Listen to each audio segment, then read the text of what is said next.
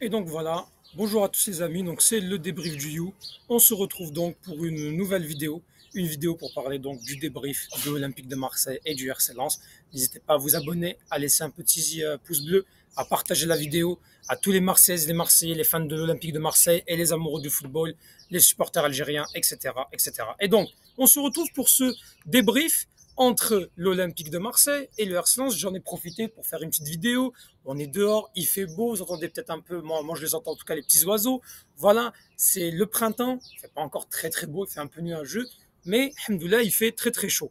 Alors, pour ce match-là, un match vraiment qui est à 3 jours de la Ligue Europa. Et donc ce match de Ligue Europa qu'on attend tous pour le jeudi 2 mai. Mais en attendant, il fallait jouer face à Lens dans un match où, voilà, après 3 jours avant, on avait joué face à Nice. Ça a été compliqué. Il fallait absolument qu'on gagne à Lens. Et c'est une belle victoire qu'on a eu, une victoire 2-1. Très très belle victoire de la part de nos Olympiens face à une très belle équipe du RC Lens. C'était un match quand même qui était assez difficile, une partie qui a été globalement dominée par Lens. On retiendra surtout que les 3 points, c'est surtout ça qu'on va retenir. En composition d'équipe, alors il n'a pas vraiment fait tourner notre ami Gassé. Paul Lopez toujours dans les buts, une défense à 3 avec Murillo, Gigot, Balerdi, Mbamba qui était toujours absent, Jonathan Klaus titulaire en tant que piston droit, Amin Harit, Pape Gay, Verretou, Garcia en piston gauche et le duo NDI Aubameyang. Donc voilà, une composition assez classique là, qui va peut-être ressembler un petit peu à 2 joueurs près à l'équipe qu'on aura jeudi. Peut-être Pape Gay qui va pas être là et Ulysse Garcia, car ils sont pas. En fait, Pape Gay va pas être là et Ulysse Garcia parce qu'ils sont pas qualifiés pour cette Coupe d'Europe. Donc là, il y a un petit peu tout ça qui se passe.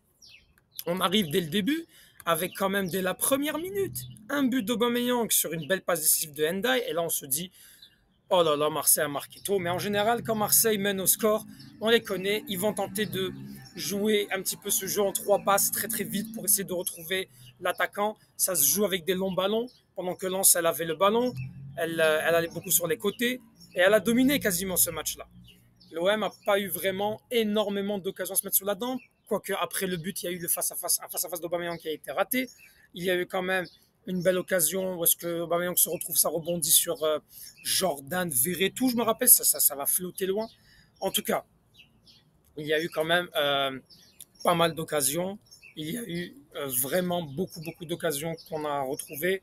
Un manque de contrôle aussi avec Amin Harit qui n'était pas très très bon. Encore une fois, Amin Harit, c'est classique. Qu'est-ce que j'ai envie de vous dire? On gagne, mais franchement, on ne retiendra que les 3 points. Alors, c'est ça. Ensuite, Lens qui égalise sur un centre venu. C'est qui a marqué du côté de Lens? Du côté de Lens, c'est un centre de Haïdara avec une égalisation de Wesley Saïd qui est rentré en cours de jeu. Wesley Saïd qui égalise d'une tête parce que Balerdi, je pense qu'il est fautif sur ce coup-là. Balerdi qui a fait un match qui a toujours été bon, mais qui a quand même commis quelques erreurs. On ne va pas lui tomber dessus. Mais bon, ensuite, deuxième but qui arrive de l'Olympique de Marseille sur une mauvaise relance de Lens, des Lensois. Et donc, c'est une passe qui passe à Aubameyang. Aubameyang qui fait un 1-2 avec Pape Gay. Pape Gay qui se retrouve en position de face à face. Il prend un contre-pied, le gardien Brice Samba. Et donc, 2-1 pour l'Olympique de Marseille. Enfin, une victoire. On n'a pas gagné depuis Nantes, c'est-à-dire depuis début mars. Depuis début mars, nous n'avons pas gagné un match. Nous n'avons pas gagné un match de championnat. C'est quand même beaucoup, c'est quand même grave et c'est un petit peu la saison en fait. On est bon, on arrive sur certains matchs à se mobiliser, on a du sursaut d'orgueil, mais on n'est pas régulier les amis. On n'est pas régulier, c'est quelque chose qu'il faudra revenir, faire en sorte. Et puis, vu la fin de saison, j'ai un petit peu de doute. Je m'inquiète parce que oui, bon, on verra si on gagnera l'Europa League ou non. L'Europa League, c'est ce qui peut sauver notre saison. Sinon, finir qualifié au moins en Coupe d'Europe, on verra. Mais surtout là, c'est très inquiétant quand on entend que Longoria, voilà, il va chambouler peut-être les joueurs, un nouvel entraîneur. Quel entraîneur on va avoir? De toute façon, on fera une vidéo spécifique à ça sur la fin de saison, comment ça va se passer, etc., etc. Maintenant, allons-y pour les notes. Paul Lopez, encore une fois pour moi, Paul Lopez, les amis, je suis désolé. Excusez-moi, je suis désolé. Paul Lopez, pour moi, il doit faire mieux sur le but. Sinon, il est là, il arrive à être présent. Il a su quand même être meilleur pour les coups de pied arrêtés. Il a beaucoup boxé de ballon.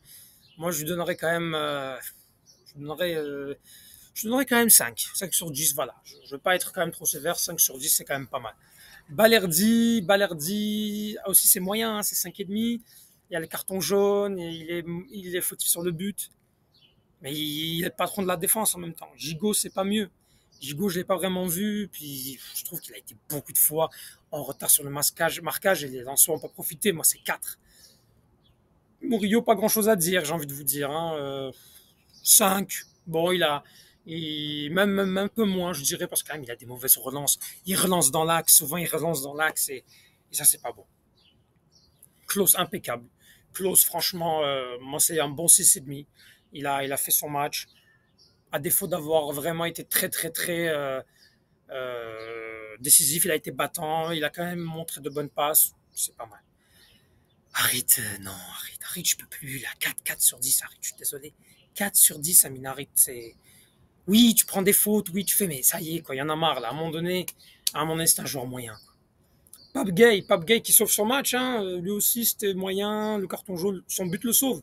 C'est 5,5, hein. Son but le sauve.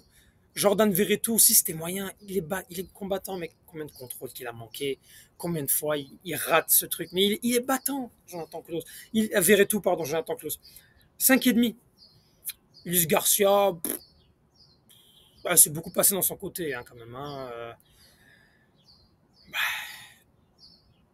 5 sur 10.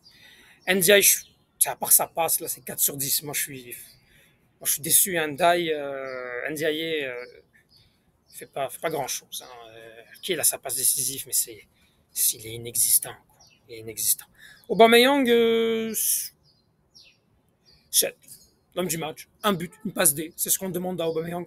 Aubameyang qui en est à combien? À 27 buts, je pense, les amis. Je vais vous dire ça tout de suite. Aubameyang qui est quand même 14 buts en championnat. Il est derrière les Jonathan David et je pense Alexandre Lacazette. 10 buts en Europa League, 1 but en Coupe de France et 2 buts en Ligue des Champions. Pour moi, il fait une excellente saison. 27 buts, je pense qu'il est le meilleur buteur, toute compétition confondue, d'un attaquant olympien au XXIe siècle. Vous me corrigerez si j'ai faux. Je pense que soit il y a Drogba qui est au-dessus de lui, en tout cas il dépasse Florent Thauvin, qui avait fait quand même, lors de sa saison 2017-2018, il avait fait une saison incroyable. Donc, avec cette belle victoire donc de nos Olympiens, qu'est-ce qui se passe donc au niveau du classement? Alors au classement, l'Olympique de Marseille est 7e. Elle est à l'égalité avec Lyon, mais elle a une excellente différence de but, plus 9, Lyon est à moins 9. On est à égalité de points, donc jusqu'au bout pour aller se battre pour cette 7e place. On peut relancer également la 6e place quand même, parce que la 6e place, on va pas se mentir, on est quand même pas loin de la 6e place. On peut pourquoi pas aller chercher même l'Europa League, hein, ce qui serait pas mal. On a 2 points d'avance sur Rennes. Rennes qui prend donc ses 2 points d'avance, c'est pas mal. Le fait que Rennes donc, a perdu dans un match exceptionnel, 5 buts à 4. Malheureusement, le PSG aujourd'hui est champion suite à la victoire de Lyon face à Monaco. Donc les Parisiens sont champions de France pour la 2e fois. Ensuite, Lens qui maintenant ils sont 7e, ils sont 6e, pardon, on revient à 2 points de Lens. Alors on se laisse un peu de suspense pour cette fin de saison. Dans cette fin de saison, il va nous rester quand même 3 matchs de championnat. Alors on a l'Atalanta avant, on a l'Atalanta donc jeudi, puis on a jeudi prochain. Donc ce qui est bien, c'est que la LFP nous a encore allégé, comme vous êtes au courant. Marseille donc qui prend donc cette option. Marseille qui se laisse quand même la possibilité, pourquoi pas, de finir européen la saison prochaine. En tout cas, pour le moment, on a notre destin entre les mains. Il suffit de gagner les 3 matchs. On a des matchs difficiles. On a Lorient qui joue sa survie. Lorient est combien, Lorient est 17e. Il ne reste que le match face à Marseille s'ils veulent espérer quelque chose. Parce que les Lorientais, je ne sais pas si ça se dit, enfin bref, les supporters de Lorient, s'ils veulent espérer au moins finir barragiste, il faut qu'ils gagnent Marseille. Et après, il faut qu'ils espèrent prendre un point, tout en espérant que Metz ne gagne pas. Ils sont quand même Lorient sur 5 défaites d'affilée. Au match aller, on les avait gagnés 4-2. Lorient, quand même, il faut qu'on les gagne, c'est à domicile. Après, on verra. Peut-être on va être dégoûté avec l'Atalanta, si on se fait éliminer. Si on est qualifié, on sera peut-être euphorique. Donc, attention, Lorient, ça va être pas facile. Ensuite, on finit avec 2 matchs à l'extérieur. Les amis. 2 matchs à l'extérieur contre une équipe de Reims qui n'a plus rien à perdre, qui est dans le ventre mou du championnat, elle est 11e. Elle peut se dire, j'ai rien à perdre, je tente le tout pour le tout. Ou elle peut se dire, je m'en fous. Mais les Rémois qui pouvaient espérer une qualification en Europe, je pense qu'ils peuvent déjà plus ou moins se le dire adieu, mais ils vont peut-être espérer d'y croire face à l'OM. Et le Havre qui joue sa survie. Le Havre qui est à 29 points et qui va tout faire pour prendre au moins le nul face à l'OM. Attention, on peut finir la saison avec tout perdre. On peut se retrouver. Là, ce qui est sûr, c'est que on va dire que on finira ou 7e. En fait, au mieux, on finit mathématiquement, je parle, hein, même si on sait que ça ne va pas arriver, mais mathématiquement, on peut ou finir 5e ou on finit 13e. Mais ça, c'est dans le pire des cas. Ça, on parle dans un scénario où est-ce que Marseille perd ses 3 matchs. Bon, on verra les amis.